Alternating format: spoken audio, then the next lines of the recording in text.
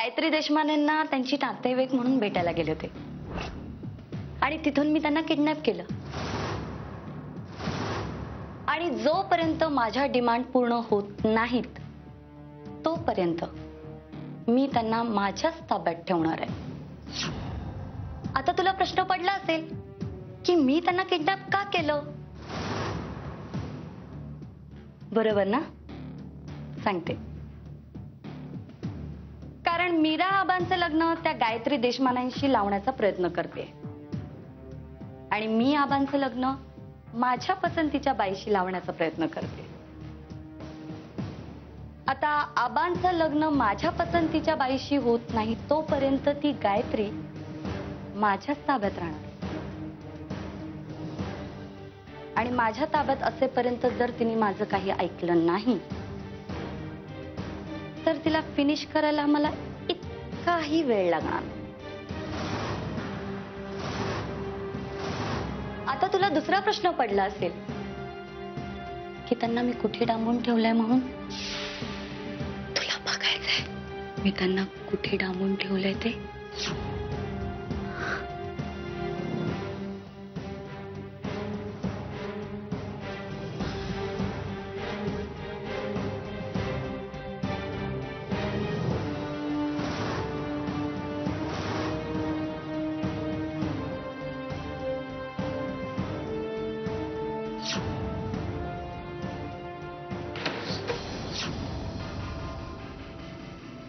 हे बघ गायत्री, वाटलंच होतं मला तू माझ्याकडे संशयाच्या नजरेने पाहशील याची खात्रीच होती मला. अजूनही खरं वाटत नसेल ना तर स्वतः येऊन कपाट बघ.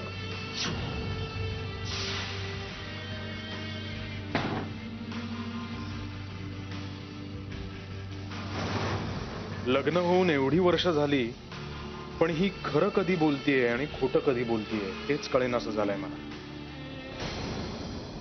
हे सगळं सामान गाडीत ठेव. चल चल लवकर. मीरा,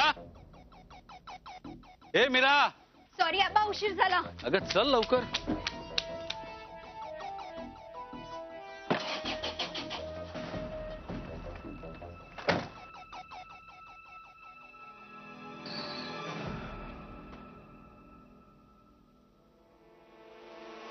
बाहेर गेले वाटतं कुठेतरी. काकू तुम्ही आलात बरं झालं. हे बघा आता आपल्याला लवकरात लवकर काम करायचंय कारण हीच ती वेळ आहे. आबा आणि मीरा निदान 2 तास तरी येणार नाही. त्यामुळे तुम्ही जिथे कुठे कुंडली पाहिली होती तिथून कुंडली आणायची तुम्हाला. काकू प्लीज तुम्ही जेवढ्या लवकरात लवकर काम कराल ना तेवढ्या लवकरात लवकर माझ्या सासूबाला. इश्श तुझं आपलं काहीतरीच. काकू तर प्लीज माझ्यासमोर लाजू नका ना. आणि तो आबांचा डायलॉग तर प्लीज मला ऐकूच नका. तुम्ही आबांच्या रूम मध्ये जा, मी आलेच. पण त्यांच्या रूम मध्ये मी गेल्यावर दुसरं कोणी तिथे आलं तर? त्याची काळजी तुम्ही करू नका, मी आहे ना. तुम्ही आबांच्या रूम मध्ये जा, मी जरा इकडे तिकडे बघते आणि येते. ठीक आहे.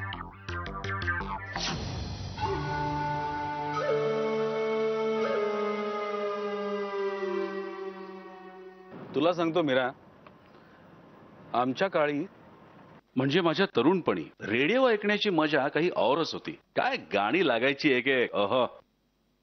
आणि त्यावेळी ना दारं खिडक्या उघड्या ठेवून जगण्याची पद्धत होती. त्यामुळे कसं एका घरात रेडिओ वाजला की 4 घरांमध्ये नक्की ऐकू जायचं आणि मनोरंजन व्हायचं. आणि तुला सांगतो या काय ग मी आपला तुझ्याशी बोलतोय आणि तुझं लक्ष कुठे? हो मी ऐकत होते. तुम्ही सकाळबद्दल बोलत होतात ना? मीरा, गायत्रीजींचा विचार अजून मनातून गेला नाहीये की काय? असं काहीच नाहीये. असो, आजची सकाळ काही वेगळीच आहे नाही. म्हणजे रोज सकाळी यावेळी मी वॉक घेत असतो. आज तुझ्याबरोबर मी अनाथ आश्रमात येतोय. मग काय आज सुट्टी जॉगिंगला? नाही नाही, असं नाही. अनाथ आश्रमातून बाहेर पडलो ना की मी सरळ चालत घरी येईन. तू गाडी घेऊन जा. ओ गाडी थांबा. एक मिनिट गाडी थांबा प्लीज.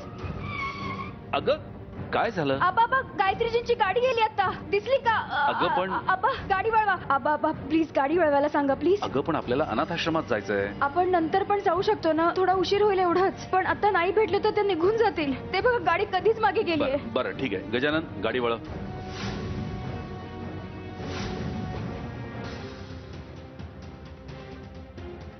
बघितली होती मी. गेली कुठे? बहुतेक त्यांनी उचलून ठेवली असणार. पण कुठे ठेवली असेल?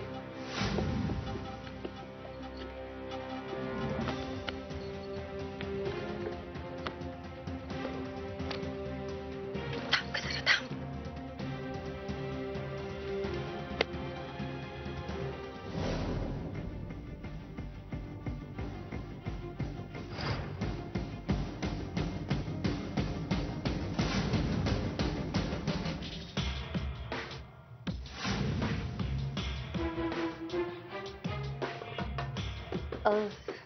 तू इथे? आय मीन तू ऑफिसला नाही गेलास? नाही, माझा एक मित्र येणार होता म्हणून थांबलोय. हो. थोड्या वेळात जाईन. काही काम होतं का? नाही नाही नाही. आलोच. हा.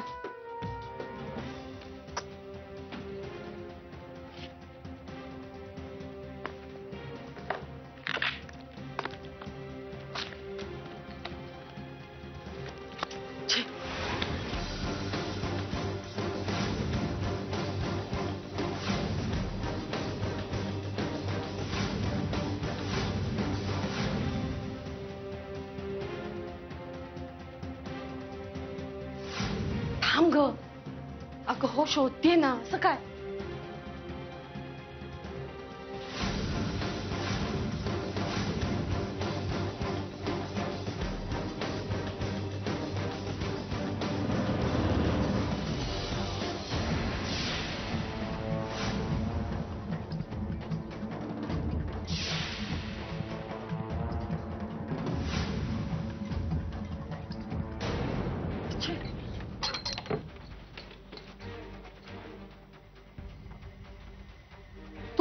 तू इथे काय करतोयस?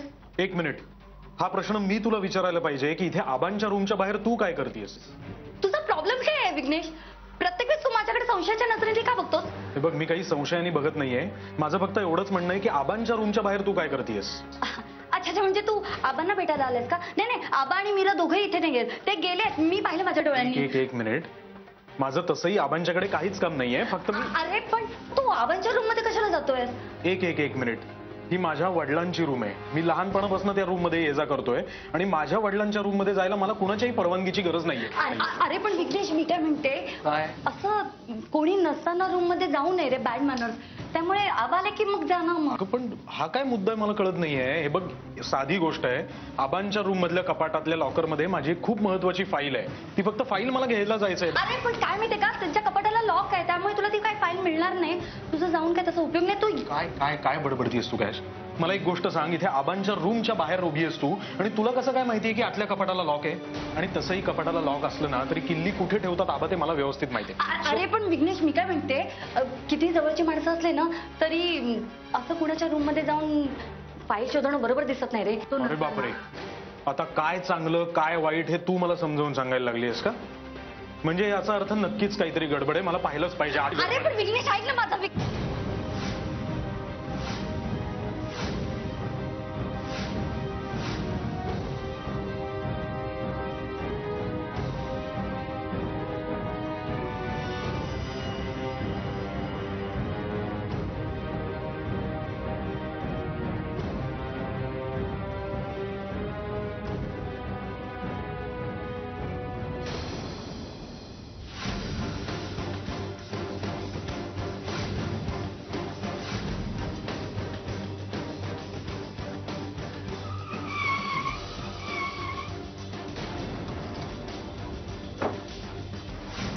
गायत्री जी, खाली करा काच. गायत्री जी,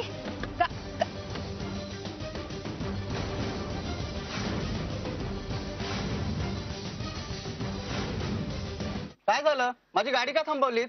काय प्रॉब्लेम आहे? गायत्री जी, उघडा. मीरा गायत्री जी, हो, काय चाललंय काय हे? मला न विचारता माझी गाडी का थांबवताय? माझ्या गाडीची तपासणी काय करताय? काय प्रॉब्लेम काय तुम्हाला? गायत्रीजी कुठे आहेत? गायत्री देशमाने. का मला माहिती नाही? तुम्हाला माहिती नाही म्हणजे? ही गाडी त्यांची आहे, त्या मालकीण आहेत त्यांच्या. एक मिनिट. तुम्हाला माहिती नाहीये की त्या कुठे आहेत? म्हणजे त्यांनाही माहिती नसणार आहे की त्यांची ही गाडी कुणी नेली आहे, बरोबर? अहो, कुठून उचललीत ही गाडी? कुठे आहेत त्या? तुम्ही चोरली का गाडी? आबा, मीरा मीरा मीरा त्यांचा आणि या गाडीचा आता संबंध काय आहे? एक मिनिट मी जरा बोलतो. काय ना, या गाडीच्या ज्या मालकीण आहेत गायत्री देशमाने, आमचं त्यांच्याकडे काम होतं. आम्हाला ही गाडी दिसली तर आम्हाला वाटलं त्याच आहेत. अहो पण या गाडीचा आणि त्यांचा आता संबंध काय? म्हणजे त्यांनी ही गाडी मला विकली आहे. काय?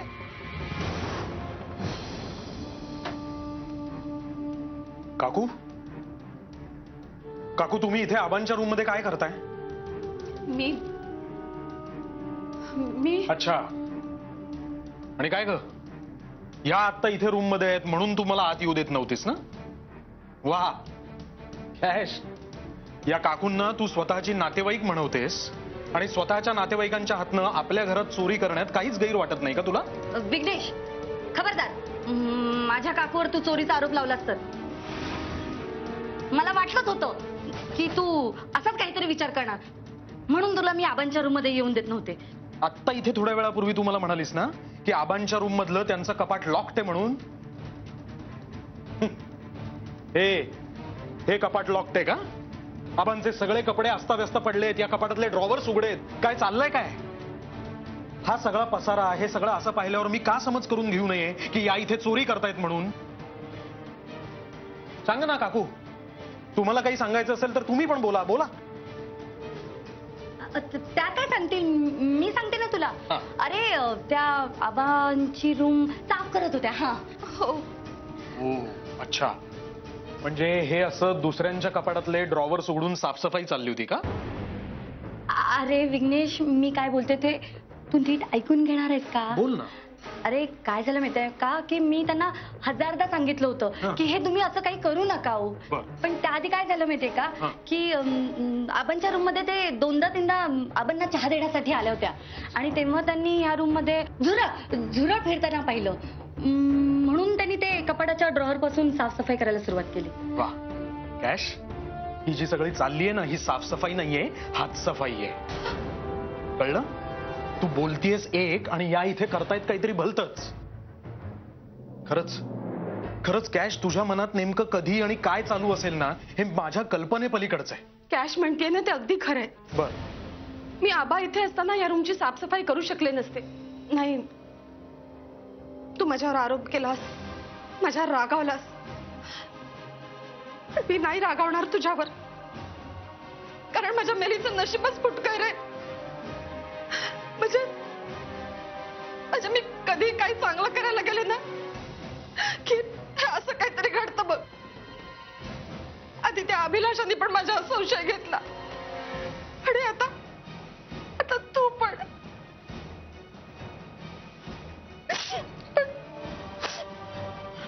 त्यात तुझी काही चूक नाही, माझंच नशीब फुटकं.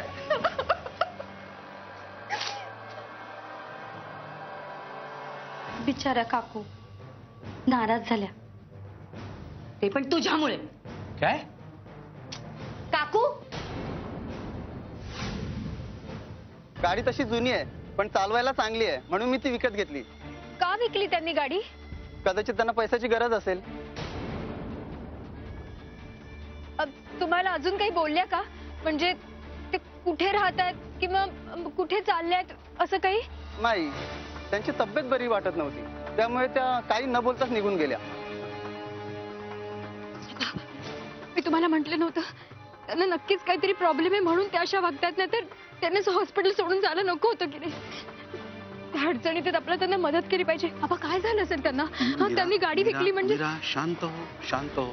हे बघ, रस्त्यात या विषयावर बोलण्यात काहीच अर्थ नाहीये. आपण घरी जाऊन बोलूया, ठीक आहे? आय एम सॉरी, तुम्ही निघू शकता. ओके ठीक आहे, मी निघतो. अगोदरच मला तुमच्यामुळे उशीर झालाय. मीरा,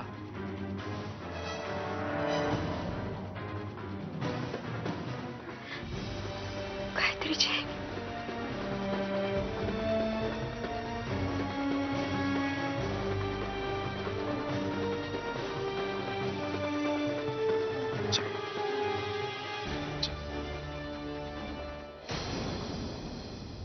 आज ती कुंडली पळवण्यासाठी की चांगली संधी होती,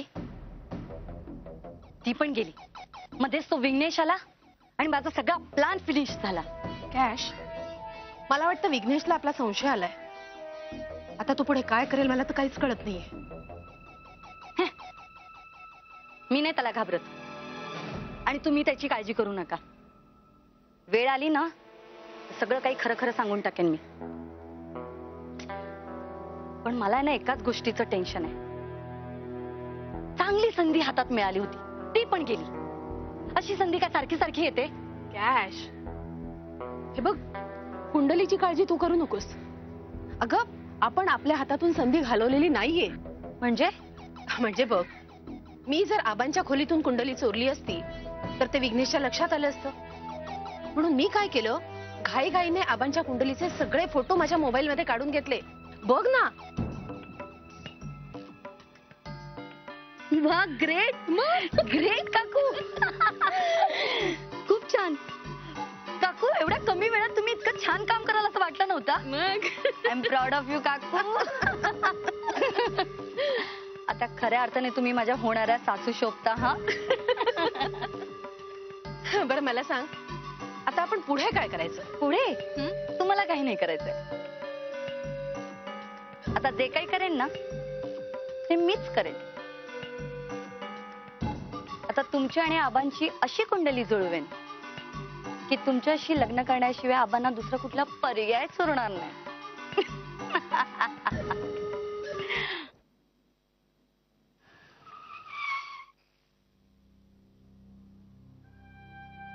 मीरा, हे बाळा, घर आलंय आपलं. चल, एक सांगू, घडून गेलेल्या गोष्टीबद्दल विचार करण्यात आणि काळजी करण्यात काहीही अर्थ नसतो. तू काळजी करून मार्ग निघणार नाहीये, उलट तुलाच त्रास होईल. चल आज चल. आबा, मला अजूनही वाटतं गायत्रीजींच्या बाबतीत असं काही घडायला नको होतं. माहित नाही ते आता कुठे असतील, कशा असतील, कुठल्या परिस्थितीत असतील. आबा, त्यांच्या बाबतीत नक्कीच काहीतरी वेगळा प्रकार घडलाय. आबा, मला त्यांना फक्त एकदा भेटायचं आहे हो. कारण त्याच आपल्याला सांगू शकतील की नक्की काय प्रकार घडलाय. तुम्हाला काय वाटतंय आबा?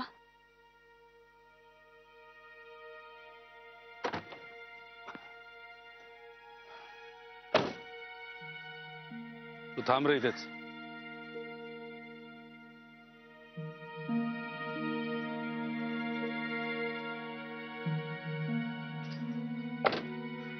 चल.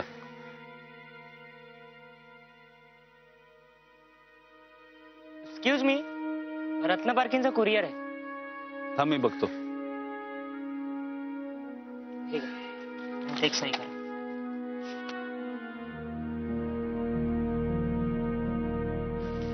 थँक्यू.